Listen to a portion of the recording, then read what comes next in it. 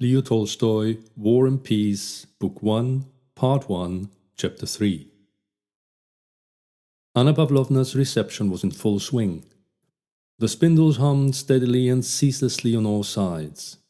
With the exception of ma tante, beside whom sat only one elderly lady, who with her thin, tear-worn face was rather out of place in this brilliant society, the whole company had settled into three groups.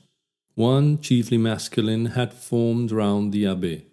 Another, of young people, was grouped round the beautiful Princess Helene, Prince Vasili's daughter, and the little Princess Bolkonskaya, very pretty and rosy, though rather too plump for her age. The third group was gathered round Mortemer and Anna Pavlovna. The Vicomte was a nice-looking young man with soft features and polished manners, who evidently considered himself a celebrity, but out of politeness, modestly placed himself at the disposal of the circle in which he found himself.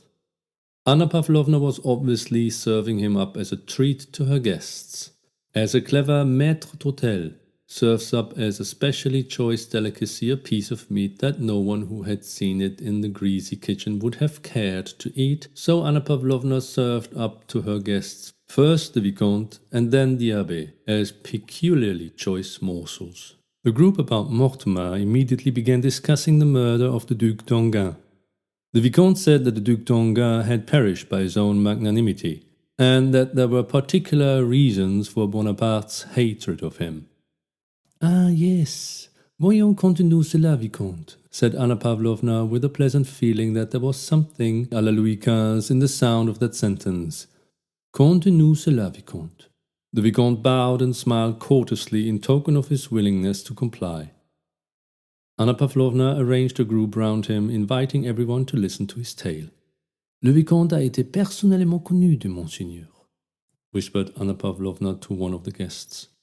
"Le Vicomte est un parfait conteur," said she to another. "Comme on voit l'homme de la bonne compagnie," said she to a third. And the Vicomte was served up to the company in the choicest and most advantageous style, like a well-garnished joint of roast beef on a hot dish.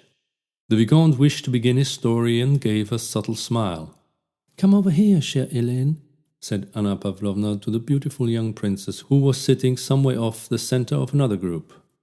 The Princess Helene smiled. She rose with the same unchanging smile with which she had first entered the room. The smile of a perfectly beautiful woman, with a slight rustle of her white dress trimmed with moss and ivy, with a gleam of white shoulders, glossy hair, and sparkling diamonds, she passed between the men, who made way for her, not looking at any of them but smiling on all, as if graciously allowing each the privilege of admiring her beautiful figure and shapely shoulders, back, and bosom, which in the fashion of those days were very much exposed, and she seemed to bring the glamour of a ballroom with her as she moved towards Anna Pavlovna. Helene was so lovely that not only did she not show any trace of coquetry, but on the contrary, she even appeared shy of her unquestionable and all too victorious beauty. She seemed to wish, but to be unable to diminish its effect.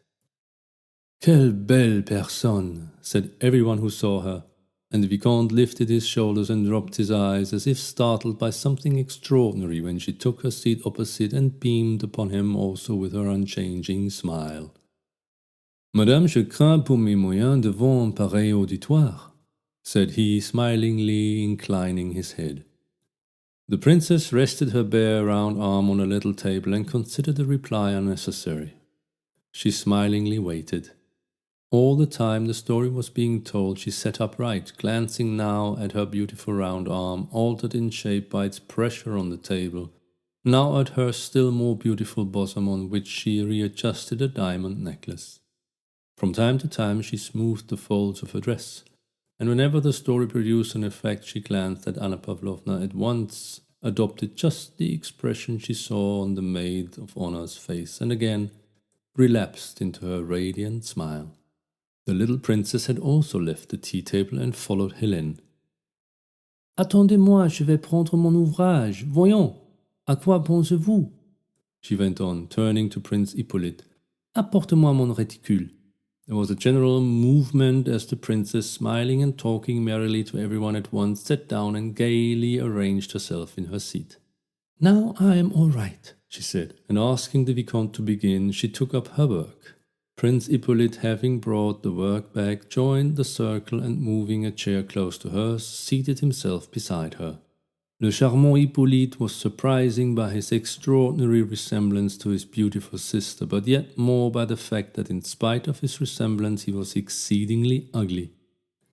His features were like his sister's, but while in her case everything was lit up by a joyous, self-satisfied, youthful and constant smile of animation, and by the wonderful classic beauty of her figure, his face, on the contrary, was dulled by imbecility and a constant expression of sullen self-confidence, while his body was thin and weak. His eyes, nose, and mouth all seemed puckered into a vacant, varied grimace, and his arms and legs always fell into unnatural positions. "Ce n'est pas une histoire de revenant," said he, sitting down beside the princess and hastily adjusting his lorgnette, as if without this instrument he could not begin to speak. "Mais non, mon cher," said the astonished narrator, shrugging his shoulders. "C'est que je déteste les histoires de revenants," said Prince Hippolyte in a tone which showed that he only understood the meaning of his words after he had uttered them. He spoke with such self-confidence that his hearers could not be sure whether what he said was very witty or very stupid. He was dressed in a dark green dress coat, knee breeches of the color of cuisse de nymphe effrayée, as he called it, shoes and silk stockings.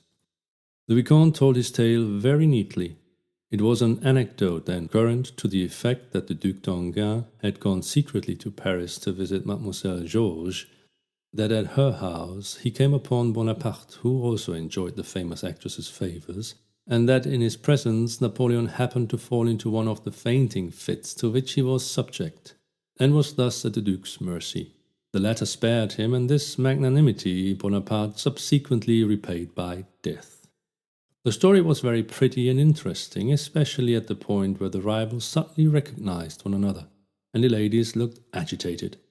"Charmant," said Anna Pavlovna with an inquiring glance at the little princess. "Charmant," whispered the little princess, sticking the needle into her work as if to testify that the interest and fascination of the story prevented her from going on with it.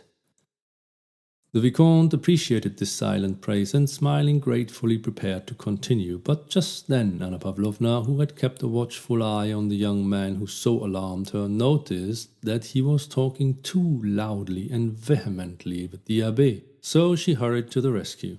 Pierre had managed to start a conversation with the Abbé about the balance of power, and the latter, evidently interested by the young man's simple-minded eagerness, was explaining his pet theory. Both were talking and listening too eagerly and too naturally, which was why Anna Pavlovna disapproved. "The means are the balance of power in Europe and droit des gens," the Abbé was saying. "It is only necessary for one powerful nation like Russia, barbaric as she is said to be, to place herself disinterestedly at the head of an alliance having for its object the maintenance of the balance of power in Europe, and it would save the world." "But how are you to get that balance?" Pierre was beginning. At that moment Anna Pavlovna came up and, looking severely at Pierre, asked the Italian how he stood the Russian climate. The Italian's face instantly changed and assumed an offensively affected, sugary expression evidently habitual to him when conversing with women. "I am so enchanted by the brilliancy of the wit and culture of the society, more especially of the feminine society, in which I have had the honor of being received, that I have not yet had time to think of the climate," said he. Not letting the Abbé and Pierre escape, Anna Pavlovna, the more conveniently to keep them under observation, brought them into the larger circle. Just then another visitor entered the drawing-room, Prince Andrei Bolkonsky, the little princess's husband. He was a very handsome young man, of medium height, with firm, clear-cut features. Everything about him, from his very bored expression to his quiet, measured step, offered a most striking contrast to his lively little wife. It was evident that he not only knew everyone in the drawing room, but had found them to be so tiresome that it wearied him to look at or listen to them. And among all these faces that he found so tedious, none seemed to bore him so much as that of his pretty wife. He turned away from her with a grimace that distorted his handsome face, kissed Anna Pavlovna's hand, and screwing up his eyes, scanned the whole company. Vous vous enrôlez pour la guerre, mon prince? Said Anna Pavlovna. Le général Kutuzov, said Bolkonsky, stressing the last syllable of the general's name like a Frenchman. A bien voulu de moi pour être comte. Elise, votre femme? She will go to the country. Are you not ashamed to deprive us of your charming wife? Andrei, said his wife, addressing her husband in the same coquettish manner in which she spoke to other men. The Vicomte has been telling us such a tale about Mademoiselle Georges and Bonaparte. Prince Andrei screwed up his eyes and turned away. Pierre, who from the moment Prince Andrei entered the room had watched him with glad, affectionate eyes, now came up and took his arm. Before he looked round, Prince Andrei frowned again, expressing his annoyance with whomever was touching his arm. But when he saw Pierre's beaming face, he gave him an unexpectedly kind and pleasant smile. There now! So you too are out in high society, said he to Pierre. I knew you would be here, replied Pierre. I will come to supper with you, may I? He added in a low voice so as not to disturb the Vicomte, who was continuing his story. No, impossible, said Prince Andrei, laughing and pressing Pierre's hand to show that there was no need to ask the question. He wished to say something more, but at that moment Prince Vasily and his daughter got up to go, and the two young men rose to let them pass. You must excuse me, dear Vicomte, said Prince Vasily to the Frenchman, holding him down by the sleeve in a friendly way to prevent his rising.